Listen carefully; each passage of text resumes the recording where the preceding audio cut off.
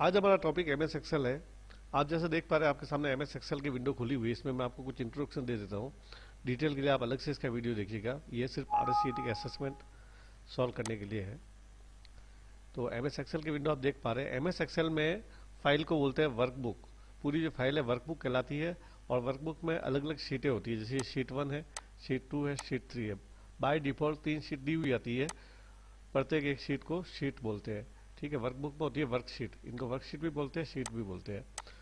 MS Excel में particular file जो होती है, जब तक आप सेव नहीं करते तब तक वो डिफॉल्ट रूप से बुक 1 के रूप में यहाँ पे शो होती है, बुक 1।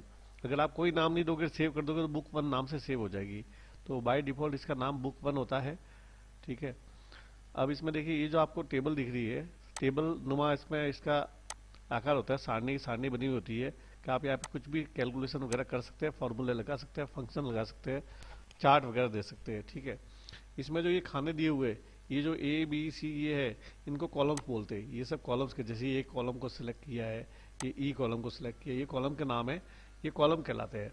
और जो हॉरिजॉन्टल दी हुई है 1 2 3, ये रो कहलाती है। जैसे मैंने पहली रो को सिलेक्ट किया हुआ है, ये दूसरी रो, ठीक है, ये 9 नंबर की रो, तो ये रो कहलाती है। ठीक है, और जहां इनका सेक्शन मिलता है तो वो एक सेल कहलाता है। जैसे खाना है, एक सेल है, और इस सेल का एड्रेस क्या होगा, जैसे ए वाला कॉलम है और पहली रो है तो इसको A1 बोलेंगे, तो इस सेल का एड्रेस होगा A1। इस प्रकार से इसका एड्रेस होगा। यहाँ जो है ये इसका एड्रेस बार है, यहाँ पे आपको दिख रहा है जैसे अभी B3 सेल सेलेक्ट की हुई है, और ये है फॉर्मूला बार। कोई भी आप फॉर्मूला लिखोगे तो वो यहाँ पे शो होगा। फॉर्मूला मीन्स जैसे यहाँ पे कुछ भी, जैसे आप कैलकुलेटर इस्तेमाल करते हो वैसे कर सकते हो। आगे जाके एडवांस फॉर्मूले भी इस्तेमाल कर सकते हो। जैसे बराबर लिखा, मैं कुछ भी लिख रहा हूँ 4+5, तो 4+5 लिखा, तो एज ए कैलकुलेटर आप इसको यूज कर सकते हो। एंटर दबाएंगे 9 आएगा। तो यहाँ सेल में आपको 9 शो हो रहा है, लेकिन आप फॉर्मूला बार में देखोगे तब आपको पता चले 4+5 का 9 आया है। मतलब ये कहाँ से आया 9, वो यहाँ पता चलेगा। ठीक है, उसी प्रकार से दो सेल का रेफरेंस लेके भी कर सकते हैं। जैसे हमने कुछ भी यहाँ पे लिखा 12, यहाँ पे लिखा 13, अब यहाँ पे जोड़ करनी है। तो एक तो वो तरीका है कि आप बराबर करके दोनों का ऐड कर लो। दूसरा तरीका ये है कि आप बराबर लिखो और इस सेल का एड्रेस, तो जैसे C3, तो C3 प्लस प्लस दबाएंगे और ये D3 C3 प्लस D3, इससे भी इसका टोटल आ जाएगा। इससे ये होगा कि आपने रेफरेंस देके इसका टोटल किया है, तो आप कोई भी सेल चेंज करो, जैसे 12 है तो उसमें भी टोटल में भी वैल्यू चेंज हो जाएगी। ठीक है, ये जैसे अपने टोटल किया है, तो यहाँ जैसे वैल्यू चेंज करेंगे, जैसे 12 है, 12 की जगह अपन 20 करेंगे, तो यहाँ जो 25 हुआ था वो भी चेंज होगा। ये देखिए ऑटोमेटिक चेंज हो जाएगा। तो ये अपन ने इसका फॉर्मूला इस्तेमाल किया है। इसमें सम फॉर्मूला, इक्वल फॉर्मूला, इस तरह से बहुत सारे फॉर्मूले, फंक्शंस है, इस्तेमाल कर सकते हैं। एवरेज है, परसेंटेज निकालना है, ठीक है, कोई स्कूल का रिजल्ट निकालना है, टोटल निकालना है, फाइनेंस का सॉफ्टवेयर बनाना है, जैसे ब्याज निकालना वगैरह, तो बहुत सारी चीज़ें कर सकते हैं इसमें। कैलकुलेशन है, बिल बनाना है, बहुत सारी चीज़ें कर सकते हैं। इसका डिटेल से हम अलग से वीडियो देखेंगे। अब हम क्वेश्चन आंसर लेते हैं एमएस एक्सेल के। पहला क्वेश्चन है, स्क्रीन पर इमेज देखे अक्षर की गिनती के लिए आप सी स्तंभ यानी सी कॉलम में कौन सा सबसे उपयुक्त फॉर्मूला लगा सकते हैं। मतलब जैसे मैंने बताया आपको कि ये ए कॉलम है, ये बी कॉलम है, ये सी कॉलम है, तो आपको यहाँ पे इन अक्षरों की गिनती के लिए फॉर्मूला लगाना है। तो वहाँ क्या, कौन सा फॉर्मूला लगेगा, तो इसमें डी सही है। बराबर लिखेंगे यहाँ पे, बराबर, और LEN लैन, और ब्रैकेट में B2 मतलब इस सेल का एड्रेस है ना। जैसे ये ए है, बी है, तो ये बी, ये जैसे रमीला टॉक लिखा है, और ये 2 नंबर की रो है। ठीक, तो ये बी कॉलम है और 2 नंबर की रो है, तो इसका एड्रेस हो गया B2। तो बराबर लैन B2, इससे ये आएगा। यहाँ पे लिखेंगे बराबर लैन C2, बराबर लैन D2, या इसको एक को करके अपन खींचेंगे तो सबका आ जाएगा। तो इसमें फॉर्मूला होगा लैन, मतलब लेंथ का शॉर्ट फॉर्म है लैन, LEN। तो यहाँ पे ऑप्शन डी सही है। नेक्स्ट,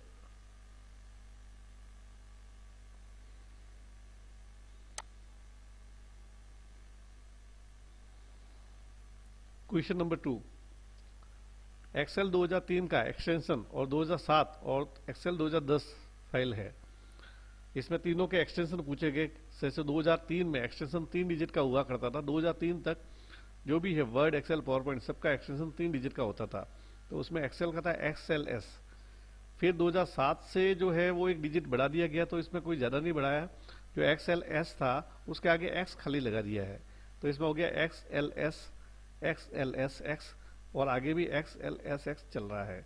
तो इसमें डी ऑप्शन सही होगा। इसी प्रकार वर्ड में DOCX और DOCX होगा। अब क्वेश्चन नंबर 3, एक वर्कशीट में रो तथा कॉलम टाइटल को होल्ड करने हेतु ताकि जब वर्कशीट को स्क्रॉल किया जाए तो वह वे स्क्रॉल ना हो, निम्न में से क्या उपयोग में लिया जाता है। तो इसमें है फ्रीज पेन कमांड्स। अब देखते हैं फ्रीज पेन का कैसे उपयोग होता है। फ्रीज के पेन का मतलब ये होता है कि सबसे पहले अपन एक टेबल लेते हैं। अगर टेबल बहुत लंबी है और उसको स्क्रॉल यानी अपन नीचे वाले इस पर्दे को देखेंगे, नीचे वाले भाग को देखेंगे, तो ऊपर जो उनके टाइटल है वो ढक जाएंगे क्योंकि अपनी नीचे वाली स्क्रीन ऊपर आएगी। तो उसको भी स्थिर रखता हूँ तो उसके लिए क्या करते हैं, जैसे देखिए हमने सीरियल नंबर लिख रखा है, नेम, सब्जेक्ट 1, सब्जेक्ट 2, ये वाली जो रो है इसको हमें होल्ड रखना है कि हम नीचे भी जब इससे नीचे देखें रो तो ये मतलब ऊपर चुप नहीं जाए। तो उसके लिए देखिए सबसे पहले टेबल तैयार करते हैं। हम 2 क्रम संख्या लिख रहे हैं, 1001, 1002। अब इन दोनों को पकड़ के सिलेक्ट करके खींचेंगे जिससे आगे वाले नंबर ऑटोमेटिक आ जाएंगे। ये देखिए हम कितनी भी संख्या हजारों में चाहे तो वो एक बार खाली 2 नंबर लिखने पे खींच के अपन उस संख्या को एक ही सेकंड में लिख सकते हैं। अब देखिए हमने बहुत बड़ी संख्या लिख दी है।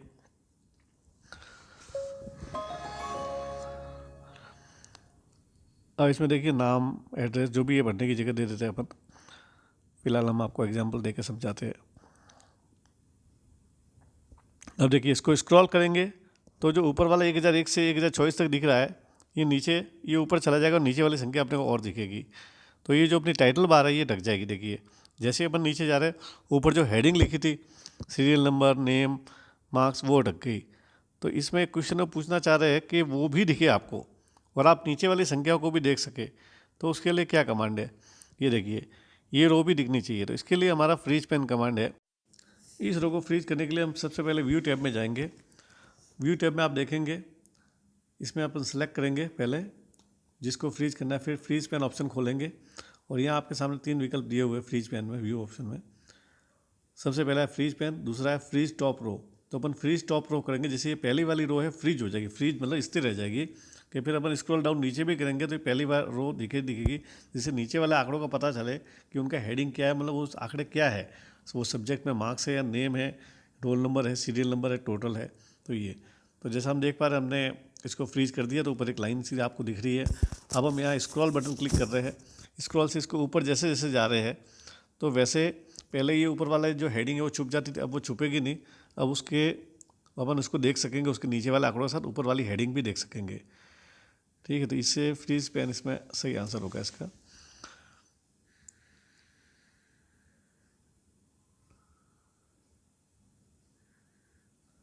ये देखिए ऊपर जैसे अपन नंबर ले जा रहे हैं तो अब 1014 से आ रहा है तो 1014 के ऊपर वाला ऊपर गया, लेकिन अपने को ये हेडिंग है वो दिख रही है। तो इस प्रकार से फ्रीज पेन की सहायता से हम ये देख सकते हैं।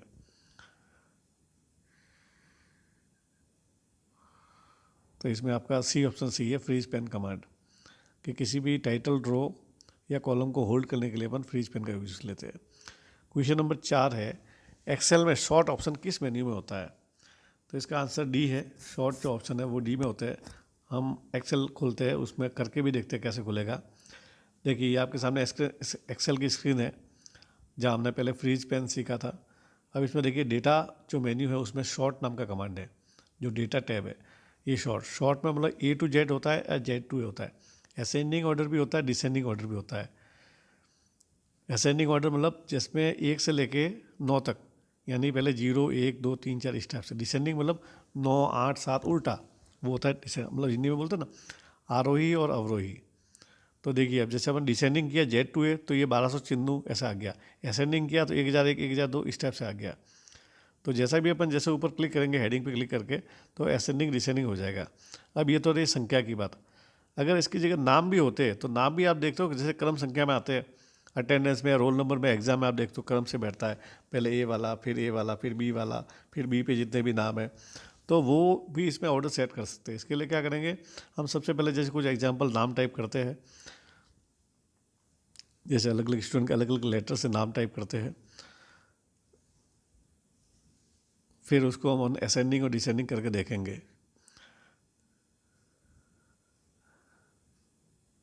जैसे हमने लिखा है अनिल, अमर, अनीता, अंकुश, मोनिका, सीता। अब हम हेडिंग रो पे क्लिक कर रहे हैं, मतलब नेम वाले टाइटल पे, और यहाँ पे पहले A to Z किया अपन ने।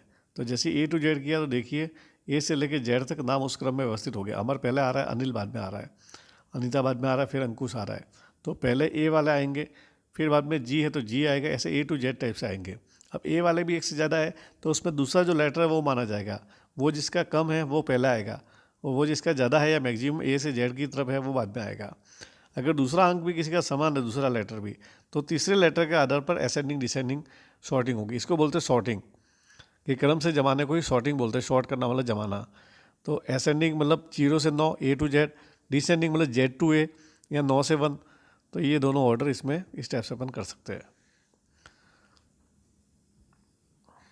तो देखिए जो जो अपने पास है वो उस क्रम में व्यवस्थित हो गए हैं ऑलरेडी। ये असेंडिंग ऑर्डर। अब इसको डिसेंडिंग करेंगे तो उल्टा हो जाएगा। देखिए पहले ए वाला पहले था, अब एस वाला पहला आ गया, सीता पहले आया, सतीश पहले आया, अभी वापस असेंडिंग हो गए। तो इस प्रकार से हम इसको व्यवस्थित कर सकते हैं।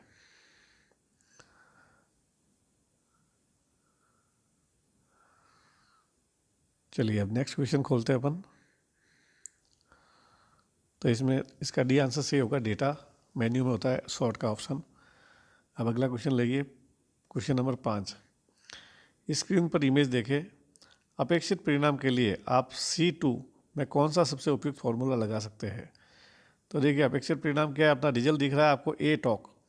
अब अपन देख पा रहे ये जो B2 में जो एड्रेस लिखा है रमीला टाक, इसका पीछे वाला भाग दिख रहा है। अपन अक्सर देखेंगे गिनेंगे तो ये 1 2 3, ये स्पेस पे गिना जाएगा 4, और फिर ये ए 5 अक्षर है।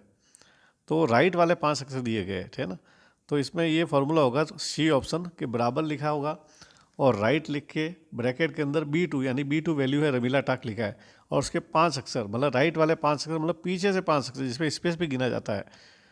तो ये इसमें सी फार्मूला सही होगा कि राइट B2 5, इसमें पीछे से 5 अक्षर लिए गए, स्पेस पे इंक्लूड है, तो रमीला टाक को पीछे से लिया गया। अगर लेफ्ट होता ना तो आगे से होता।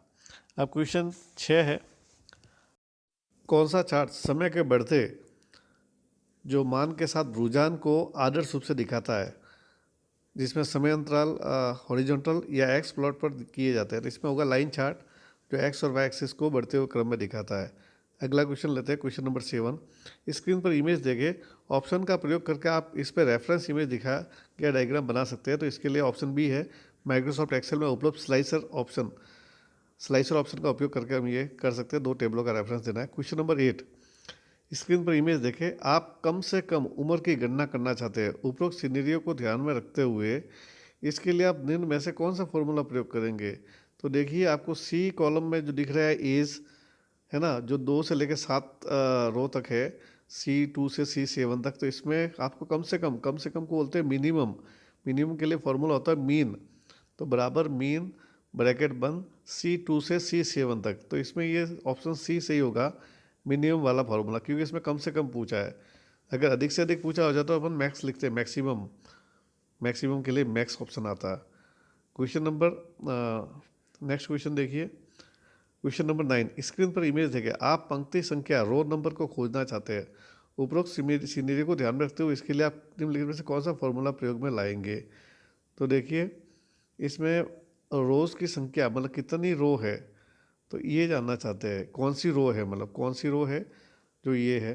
तो ये देखेंगे अपन, तो इसमें बराबर सेल रो और C2, तो इसमें ये दूसरी रो है, तो रो का क्रमांक है दूसरा। तो इसमें ये होगा कि कौन सी रो है, तो 2 आएगा आंसर, डी ऑप्शन।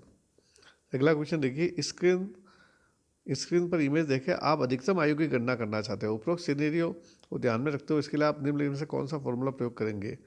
तो जैसा उससे पहले प्रश्न आया था वो कम से कम आयु का था, उसमें मैंने बताया था कि कम से कम आयु के लिए मिनिमम होता है, अधिक आयु के लिए मैक्सिमम होता है। तो इसमें ये रेंज दी हुई है जो आप सी कॉलम देख रहे हो एज की, C2 से C7। तो इसमें अधिक पूछा था, अधिक मतलब मैक्सिमम के लिए होगा मैक्स, तो मैक्स और फिर रेंज देंगे C2 से C7। क्वेश्चन नंबर 11 है, निम्न एक्सेल टूल में से कौन सा टूल अंतिम परिणाम से किसी अज्ञात वैल्यू की गणना करने के लिए काम आता है। तो वो होता है गोल सीक ऐसा है कि जो आपका उत्तर जो आप चाहो वो आ सकता है, उससे प्रश्न बदल जाएगा। तो गोल सीक टारगेट वैल्यू को फोकस करने के लिए होता है कि आपको आंसर ये आना चाहिए, भले क्वेश्चन में फिगर कोई भी चेंज हो लेकिन आंसर ये फिक्स चाहिए। तो उसके लिए हमारे पास गोल सीक नाम का कमांड होता है, जिससे आप आंसर पहले डिसाइड कर सकते हो, अंतिम परिणाम उसके आधार पे आपका क्वेश्चन के जो आंकड़े हैं वो चेंज कर सकते हो। क्वेश्चन नंबर 12, स्क्रीन पर इमेज देखे आप सिर्फ जीरो से बड़ी संख्या ही जोड़ना चाहते हैं। अब देखिए जीरो से बड़ी मतलब कंडीशन होगी। उपरोक्त सिनेरियो को ध्यान में रखते हुए इसके लिए आप निम्नलिखित में से कौन सा फॉर्मूला प्रयोग करेंगे। तो जब भी कंडीशन होती है उसमें सम इफ फार्मूला आता है। तो यहाँ पर भी हमारे पास कंडीशन है कि जीरो से अधिक संख्या ही गणना करनी है, मतलब जीरो को गणना नहीं करना है, जीरो से कम यानी माइनस वाली संख्या को नहीं जोड़ना है। तो यहाँ पे बराबर सम इफ फार्मूला, उसके बाद A2 से A8 रेंज देंगे, उसके बाद इसका कंडीशन देंगे कि ग्रेटर देन जीरो, मतलब जीरो से बड़ी हो तो वो ही संख्याएं जोड़े, मतलब A2 से A8 रेंज में जो भी संख्या जीरो से बड़ी हो उनका ही सम इफ आए, यानी उसी की टोटल आएगी। तो इसमें हम कंडीशनल फार्मूला देंगे। और भी बहुत सारी कंडीशन के लिए सम इफ फार्मूला प्रयोग में लाया जाता है। आप विस्तार से हमारा एक्सेल का वीडियो देखिए, उसमें आपको सारे फार्मूले और फंक्शन समझ में आ जाएंगे। ठीक है, तो इसमें ये सम इफ A2 से लेके A8 और ग्रेटर देन जीरो आंसर होगा। क्वेश्चन 13, स्क्रीन पर इमेज देखें अगर आप सेल F15 में फार्मूला सम E3 से E14 कॉपी है तो क्या होगा। तो इसमें F में कॉपी है तो F के अकॉर्डिंग आएगा, यानी रिजल्ट डी होगा। सेल का रिजल्ट होगा सम F13 से F14, F3 से F14, तो डी आंसर सही होगा। अगला क्वेश्चन लेते हैं, क्वेश्चन नंबर 14, स्क्रीन पर इमेज देखें अगर आप सेल B2 में टैक्स कैलकुलेशन करना चाहते हैं तो 7% टैक्स कैलकुलेशन करने के लिए आप सेल B2 में कौन सा फॉर्मूला लगा सकते हैं। देखिए ये सेल जो है आपको दिख रहा है कि ये टोटल लिखा हुआ है 1576.45 रुपये, और जो अगली रो है बी वाली उसमें टैक्स ज्ञात करना है, यानी B2 में आपको टैक्स ज्ञात करना है, और A2 में आपको वैल्यू लिखी हुई है टोटल कि कितने का आपको 7% टैक्स लिखना है। तो जो फॉर्मूला B2 में देंगे, तो जनरली गणित में जब परसेंटेज निकालने के लिए हम क्या करते हैं कि जो A2 यानी वैल्यू है उसका 7% यानी उसको इनटू करेंगे 7%, तो ये अपना सही है, उससे निकल जाएगा। ऑप्शन बी है A2 इंटू 0.07, तो ये भी चाहिए कि 7% मतलब 7/100 का वैल्यू इतना ही होता है, तो उससे भी वही 7% निकलेगा। और अगला जो विकल्प दिया गया है, ये दोनों विकल्प ऊपर वाले सही है, ऑप्शन सी जो कि बराबर A2 यानी आपका जो टोटल है इंटू 7/100, तो ये भी इसी 7% का मतलब ये होता है कि 7/100। तो हम देख रहे हैं कि ऑप्शन सी भी सही है, ए भी सही है, बी भी सही है, सी भी सही है, तो इसमें डी होगा उपरोक्त सभी। तो इसमें तीनों ऑप्शन सही है। चलो हम इसको एक्सेल में जाके देखते हैं। जैसे हम यहाँ पे वही सिचुएशन लिखते हैं, कोई संख्या है उसका परसेंटेज निकालना है, तो उसके लिए क्या होगा।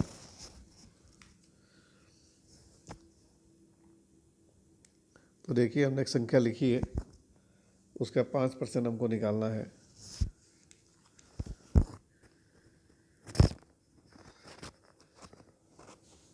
तो ये हमने इसका सेल एड्रेस लिखा और इंटू लिखा 5%, तो देखिए 2000 का 5% 100 आ गया।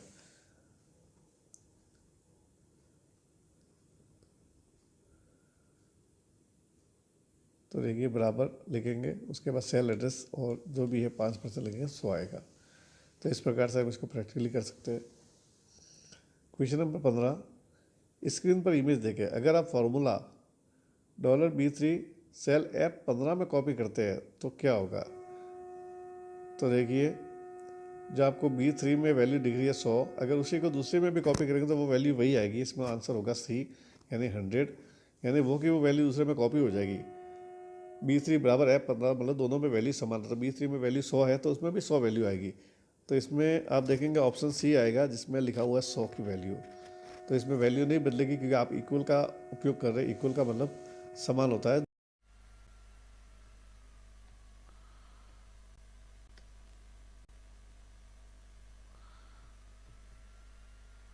देखिए मैं 3 चीज़ें लिखी है, रवि किशन, ये भी नाम देखो स्मॉल में है, ये भी स्मॉल में है, यहाँ पे देखिए एन स्मॉल है बाकी कैपिटल है, फिर रावल सही है। तो सब इम्प्रॉपर में बहुत सारे वर्ड्स हैं, तो इसमें क्या करेंगे बराबर प्रॉपर का फॉर्मूला देंगे प्रॉपर, और फिर ब्रैकेट में ये कौन सी सेल है, ये जैसे B2 है तो B2 लिख दिया अपन ने ये, और ब्रैकेट बंद। तो अब देखिए ये रवि किशन बिल्कुल सही हो गया है, और इसी फॉर्मूले को आगे अपन इसमें जितने भी चाहे वो स्प्रे करेंगे फैलाएंगे तो सब में आ जाएगा। अब देखिए मिताली भी सही हो गया, निशा रावल भी सही हो गया। तो प्रॉपर फॉर्मूले से आपके अगर स्पेलिंग का मतलब अपर केस लोअर केस का सही नहीं है या कोई कैपिटल कोई स्मॉल है तो एकदम प्रॉपरली इसमें आ जाएगा।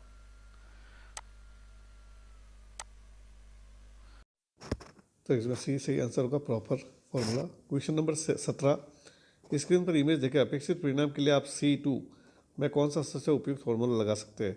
तो इसमें देखिए, इसमें रमिता टाक का जो सी में जो रिजल्ट है वो है रमित, यानी हम देख रहे हैं कि लेफ्ट साइड से शुरू के 5 अक्षर लिए गए हैं। देखिए जो पहला नाम है रमिता का, उसका RAMIT, यानी ये 5 अक्षर हम देख रहे हैं। तो इसमें जो फॉर्मूला ए होगा लेफ्ट B2, यानी जहाँ मेन नाम लिखा है उसके बाद 5, यानी B2 लेफ्ट वाले 5 अक्षर लिखे हुए हैं। क्वेश्चन नंबर 18, स्क्रीन पर इमेज देखें, आप औसत आयु की गणना करना चाहते हैं। उपरोक्त सिनेरियो को ध्यान में रखते हुए इसके लिए आप निम्नलिखित में से कौन सा फॉर्मूला अपनाएंगे। तो औसत के लिए एवरेज होता है जो चारों में दिया है, लेकिन एवरेज के बाद ब्रैकेट में आपको सेल की रेंज देनी पड़ेगी, यानी कौन सी सेल में से ज्ञात करना है। तो C2 से C7 ये सेल रेंज है, तो इसमें बी ऑप्शन सी होगा, बराबर एवरेज C2 to C7। तो इसमें हमारा आंसर बी होगा, एवरेज वाला। इसमें हालांकि टेबल आपको नहीं दिखाएगी, बट ये आंसर है, आप नोट कर लीजिए। अगला क्वेश्चन देखते हैं, अपना आखिरी क्वेश्चन है, क्वेश्चन नंबर 19। एक्सेल वर्कबुक में वर्कबुक किसके संयोजन से बनती है। तो यहाँ हमारा आंसर सी सही है कि एक्सेल जो वर्कबुक है, जो मैंने कहा था पूरी फाइल को वर्कबुक बोलते हैं, उसमें बहुत सारी वर्कशीट होती है, तो ये वर्कशीट से बनती है और इसके अंदर हम चार्ट भी एंटर कर सकते हैं। इसमें ऑप्शन सी करेक्ट होगा कि एक्सेल जो वर्कबुक है हमारी वर्कशीट और चार्ट से बनती है। तो आप इसमें ऑप्शन सी नोट कीजिए।